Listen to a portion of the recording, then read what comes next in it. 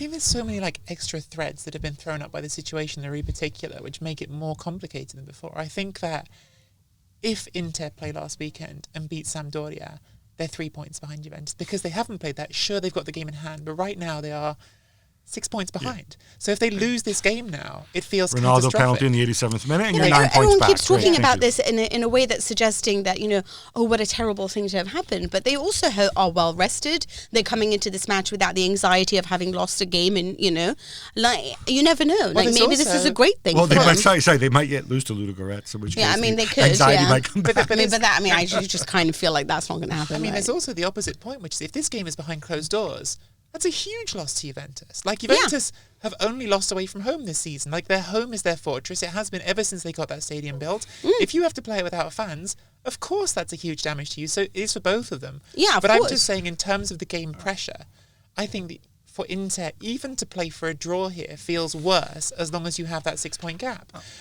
That the potential to be 9 points behind, I think feels, even though the game in hand is there, even though you've always got it, feels psychologically damaging in a way that it wouldn't if that game had been played and they'd won No it. question about it. I was just laughing. I was just thinking, like, it's behind closed doors, but you know how Juve do that stupid light show that's like that very like 1990s thing? It's like, not, they do this in Germany too, which everyone loves. Oh yes, those are the other cutting edge paragons of style and entertainment, and whatever. It's stuff that they used to do at NBA games 25 years ago. But anyway, I wonder, are they still going to do it if it's an empty stadium?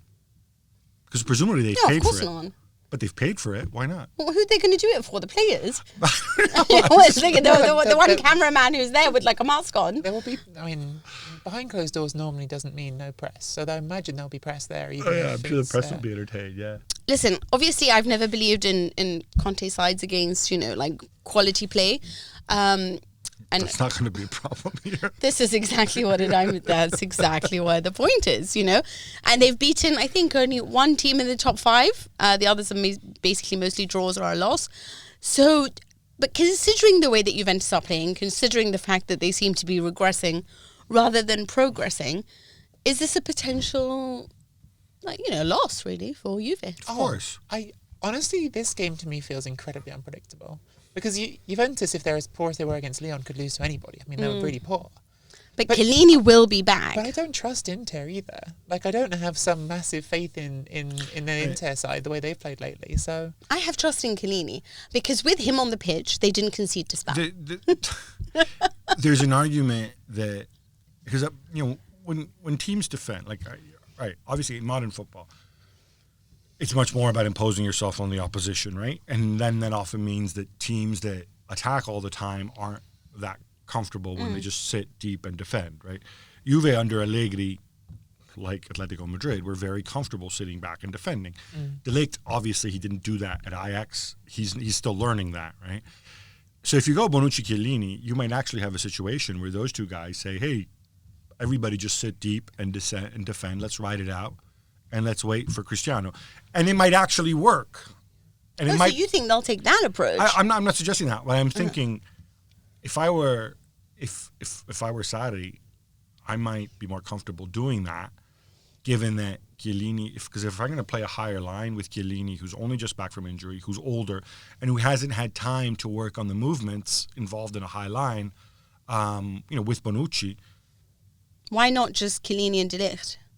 Oh, just get rid of Bonucci? Because Bonucci's going to tantrum, and he's going to, if you do that. Well, I don't really care if he has a tantrum. I'm not here to satisfy players on the team. Well, Chiellini's never win. Has Chiellini ever played with De Ligt? No, but I think it might be a good game to start it, in all honesty. That would be a huge Do you know call. why? Because Chiellini is an authority and De Ligt is good at playing a high line. I don't think that they should play deep against this team. I don't know. And honestly, I think it'll be tragic if they're playing in their own stadium, behind closed doors or not, to be the side that has less possession than Inter. But why? That's been most of their history. I mean, it'll be a shock if Inter don't play deep themselves. Like, Inter play deep and look for the vertical moves. That's what they've always done under Conte, not least this season. At least they're You're capable really selling of this that. game, Nicky.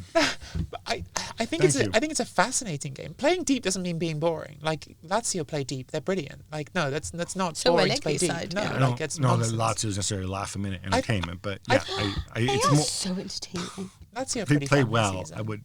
but yeah. Yeah, I think to paint deep as boring is a misunderstanding of the tactical moment. I think we've had a When very both long teams period. play deep, though, you can. What kind of vertical are you going to do? Well, that's yes, and That's what I'm saying. Like. But this is what I mean about the stakes of this game. I think it's thrown everything such a weird loop because I don't know now who wants to gamble more. Like, who needs to win this game more? Sarri needs to gamble. I would argue Inter needs to win this game more. I think you're right. No. I think this is where they say, let's man up, let's deliver a knockout punch and figure out whether we're in this title race or whether we just go and play Thursday night the rest of the season. If Conte loses this match, he's still a hero. Let's Exactly. be honest, yeah? But if Sarri loses this match, he might get sacked. I think he's not going to get sacked Okay, on the spot. but He'll it's still gonna- go and win the Serie A or have a shot We at don't winning know Serie if A. that's going to happen. If they lose to Inter, we don't know if they're going to win Serie A. And I think that it's going to put If they his lose to Inter, there's a position... very good chance Lazio are top at the end of the weekend. Exactly. No, that might be right, but Juve still have a title race to play Yeah, for if yeah, they for lose sure. this Yeah, but I game. think that it puts his... I think that basically Conte can lose this match and preserve his reputation. I don't think the same can be He can said for preserve his Sarri. reputation, but this is like a free hit, right? I mean, look, if Conte Go and do finishes, what you like, yeah. if Conte finishes third this year in Serie A behind Lazio and Inter, it's his first season. It is what it is, right? He's got no benefit from being more conservative here and hoping that Juve drop points later. Yeah, but it's still Antonio Conte. Right. He's not a guy who takes those type of I think this gambles. is where you go for the jugular if you're Inter, and I'll be disappointed if Conte doesn't. He should do that. Well, thank you very much for watching ESPN on YouTube. For more sports highlights and analysis, be sure to download the ESPN app. And for live streaming, premium content, and let's not forget as well, ESPN FC 7 days a week. Subscribe to ESPN Plus.